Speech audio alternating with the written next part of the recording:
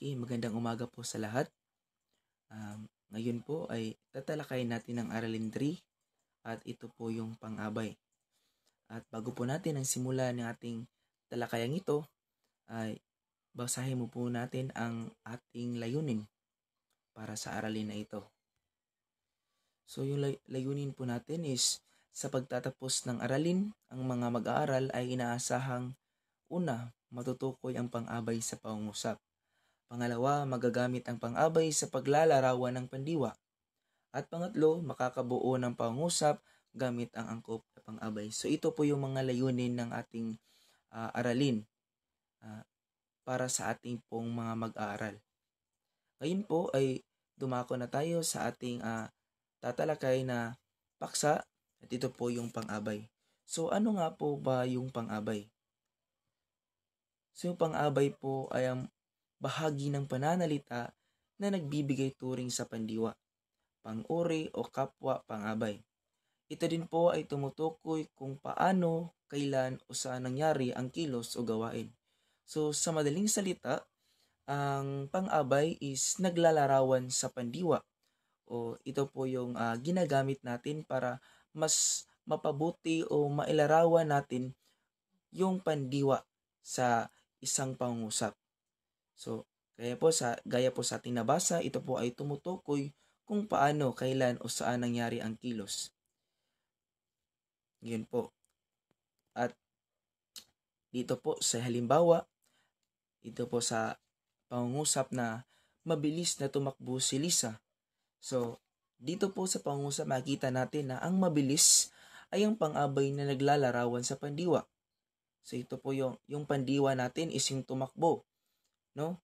So, kung nalaman natin ang pandiwa is yung verb, no? Yung action na ginawa ni Lisa.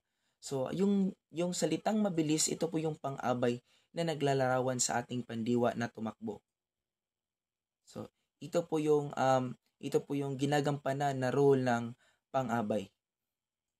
At para po malaman natin kung mas malaliman pa natin ang ating pag-unawa sa mga pang-abay, narito po ang ating tatlong uri ng pang-abay na pangunahin nating tinatalakay sa antas na ito. Una po ay ang pang-abay na pamaraan. Ito po is yung paano naganap ang isang kilos. At meron din tayong pang-abay na pamanahon. At ito din po is yung kailan naganap naman ang isang kilos. At ang pangatlo po ay ang pang-abay na panlunan. So ito po, malalaman natin kung saan po naganap ang isang kilos. So, para po mas maintindihan natin o mapailaliman pa natin ang ating pagkakaintindi sa mga uri ng pang-abay, ay hayaan ko pong isa-isahin natin itong mga tatlong uring ito. Ang pang-abay na pamamaraan ay naglalarawan kung paano ginagawa ang isang kilos o aksyon. Ito ay nagbibigay impormasyon tungkol sa paraan, estilo at kalidad ng paggawa ng isang bagay. Sa madaling salita, ang pang-abay na pamamaraan ay nagbibigay detalye tungkol kung paano ginagawa ang isang bagay. Maaari itong naglalarawan ng estilo. Tumutukoy ito kung paano ginagawa ang isang bagay. Kalidad. Tumutukoy naman ito kung gaano kaganda o kahusay ang isang bagay. At ang panghuli ay paraan. Tumutukoy ito kung alin na paraan ang ginagamit upang maisagawa ang isang bagay. Kaya naman, ang pang-abay na pamamaraan ay nagpapayaman sa ating pangungusap sa pamamagitan ng pagbibigay ng mas malinaw at mas detalyadong larawan ng isang aksyon. Narito ang mga halimbawa ng pang-abay na pamamaraan. Tumakbo siya ng mabilis patungo sa bahay. Ang salitang mabilis ay ang pang-abay na naglalarawan sa pandiwa na tumakbo. At sa pangalawang pangungusap naman, maingat niyang inilagay ang baso sa mesa. Ang salitang maingat, ang pang-abay na naglalarawan sa pandiwang inilagay. Yun lamang po. Pang-abay na pamanahon. So, ang pang-abay ng pamanahon ay nagsasaad ito ng oras o panahon kung kailan magaganap o naganap ang isang kilos o ang isang pangyayari. At palagi nating tandaan na ang pang-abay ng pamanahon ay ginagamit upang maging malinaw ang oras o panahon ng kilos. At mahalaga din ito sa pagbuo ng mas detalyado at tiyak na pangungusap. Narito ang mga halimbawa ng pang-abay na pamanahon. Una, kahapon ay nag-shopping kami. Pangalawa, bukas ay pupunta kami sa parke. Pangatlo, madaling araw na siya nagising. Pang-abay na panlunan.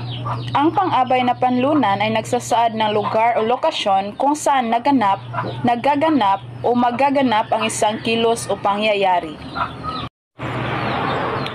Lagi lang po natin tandaan na kapag pang-abay na panlunan ang pinag-uusapan, ito ay tumutukoy sa lokasyon o lugar kung saan nagaganap o magaganap ang isang kilos o pangyayari.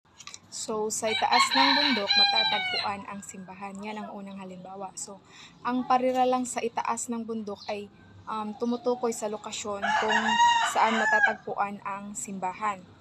Tas ipinapakita nito ang eksaktong lugar na pinangyarihan o pinangyayarihan. Tas sa pangalawa naman ay sa ibaba ng puno nakasabit ang duyan. So, ang sa ibaba ng puno ay nagpapahiwatig kung saan nakasabit ang duyan. Tas nagbibigay ito ng malinaw na ideya kung nasan ang duyan. Sa pangatlo naman ay sa harap ng bahay kami nagkukwentuhan. So, dito ang sa harap ng bahay ay nagsasaad ng lugar kung saan nagaganap ang kanang pag-uusap. Ipinapakita nito ang lokasyon ng kilos na nag-uusap.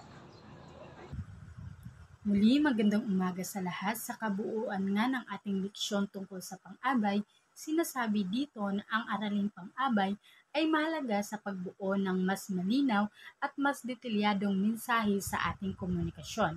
Sa pag-unawa at paggamit ng mga pang-abay, mas nagiging epektibo ang ating pakikipag-usap at mas naipapahayag natin ang ating mga saloobin at ideya ng mas maayos. Ang pang-abay nga ay ang nagbibigay ng karagdagang impormasyon kung kailan at paano tayo gagamit ng mga salita na naaayon sa tamang paggamit. Sa paggamit nito, mas maayos ang pagkakaunawa natin sa iba't ibang mensahe na ating natatanggap at nabibigay.